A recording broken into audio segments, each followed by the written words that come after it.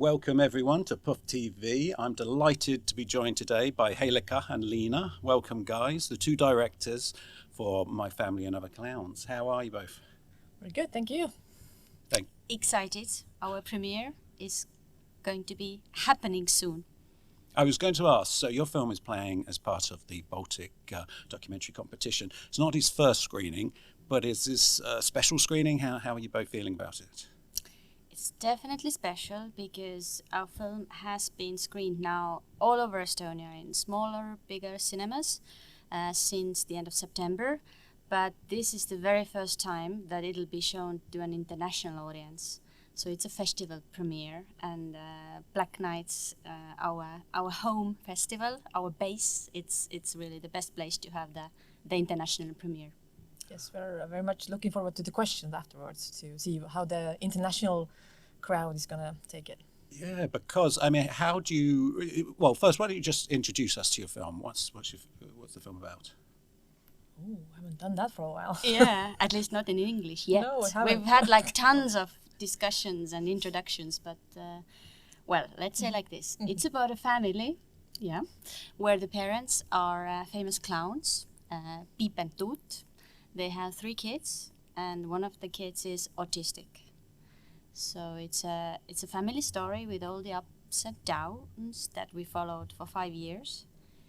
And it's a story of laughter and tears. Yep. Sold. Definitely. Yeah.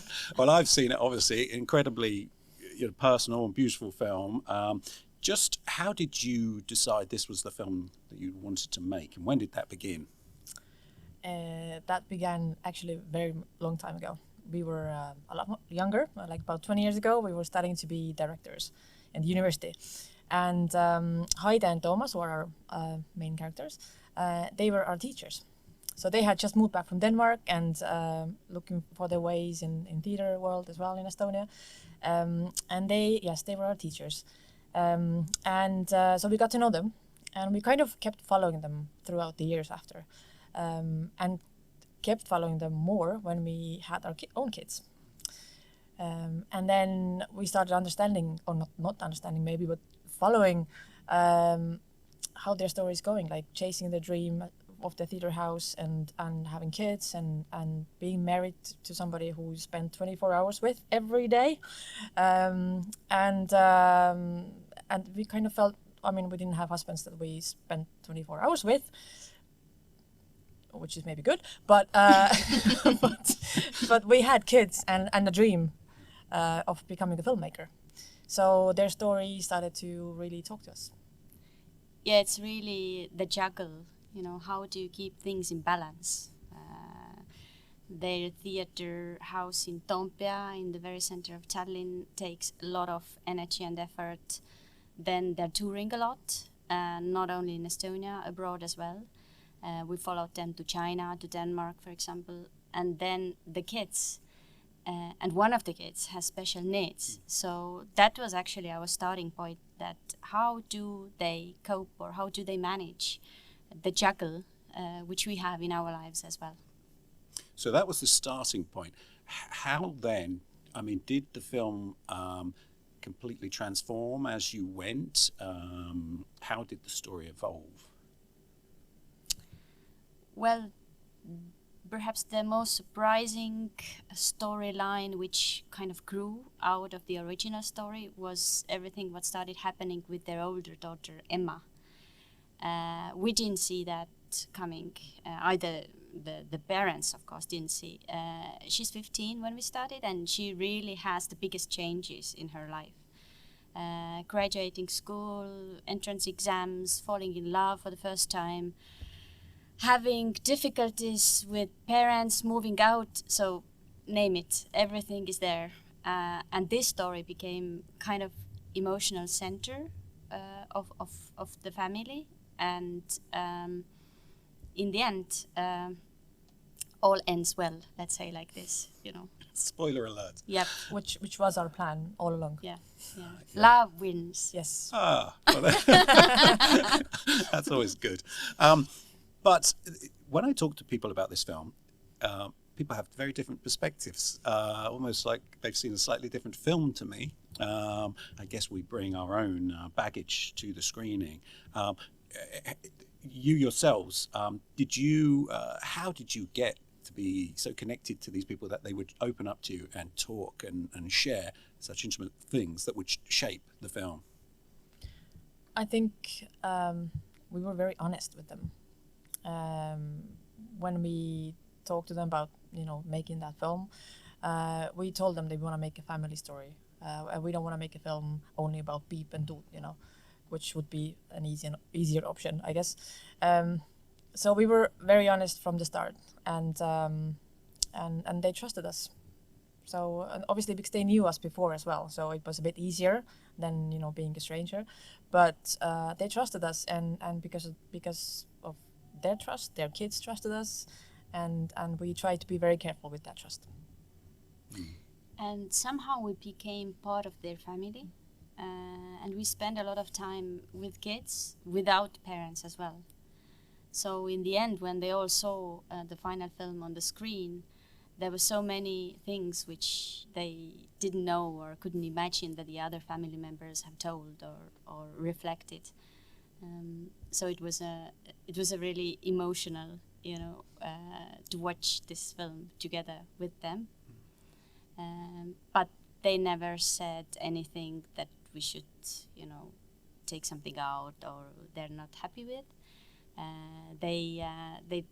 They try to cope with their, let's say, inner struggles, because it's not easy to see your family, kind of taken into pieces on a big screen.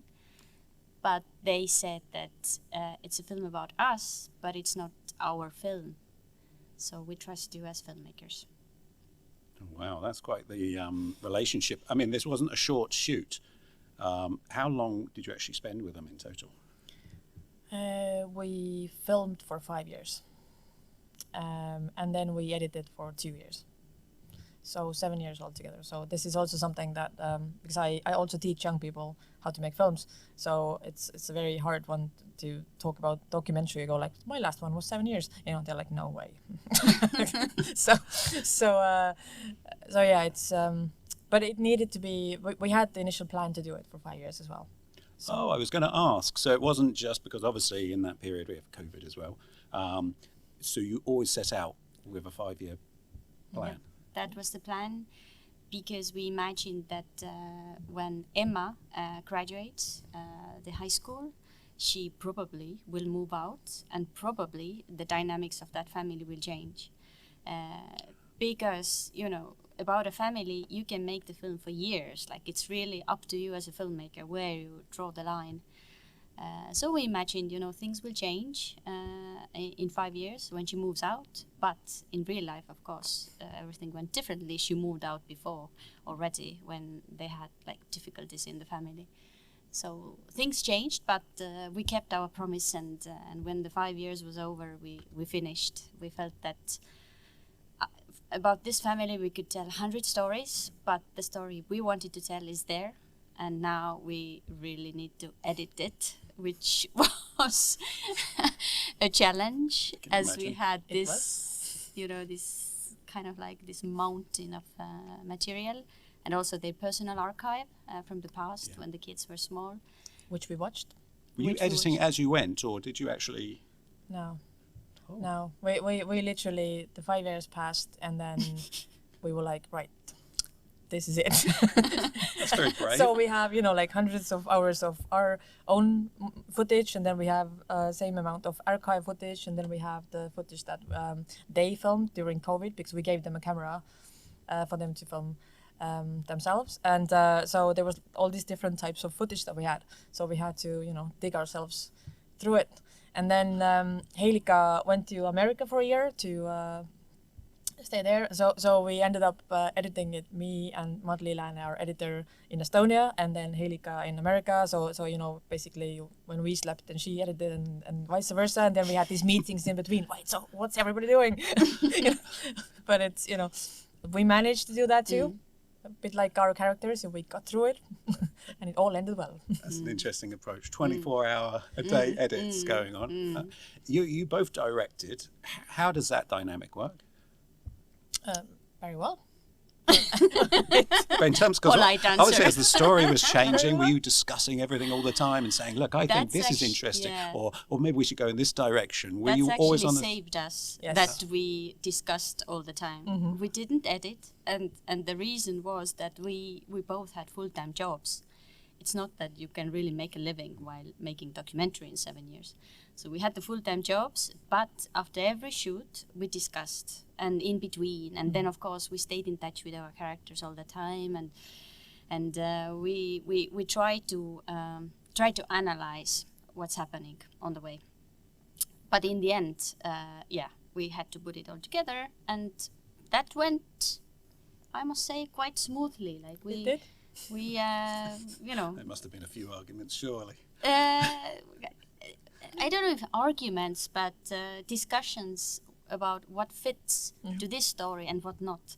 Because we had so good materials that we understood right away that none of this will be included because it doesn't add anything to this story. And sometimes you have material that you really love, so you're like, oh, I really want to have this in the film.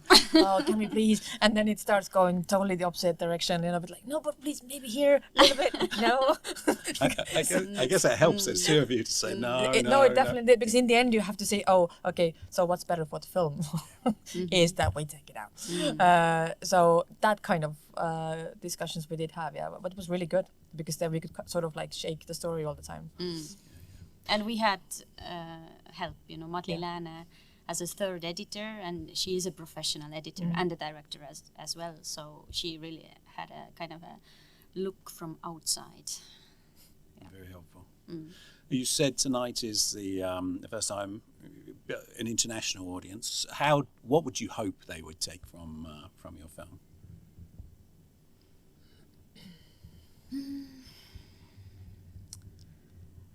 We hope that they, firstly, that they will take maybe what we took from this film when we were making it, and that's a little look into your own life, and also seeing, like, paying attention to the love that's in the film, because it's not only love between a man and a woman; it's love about for the work and the dream and kids, and so there's a lot of love in the film. So we hope that they will take it with them. Yep, that they find at least one character from the film to relate to. It doesn't have to be the parents. It's our starting point, but the kids as well. So that they will be emotionally touched, and after watching the film, they feel that they got something to take away for their own personal life, perhaps as well. Yeah, I can definitely confirm that personally. Yeah, very enjoyable, and I hope tonight's viewing goes very well. I'll be there, so really look forward to seeing it on the big screen and speaking to you more later on today. So, Thank you. Heilika and Liina, thank you so much for joining us. Thank you. Thank you.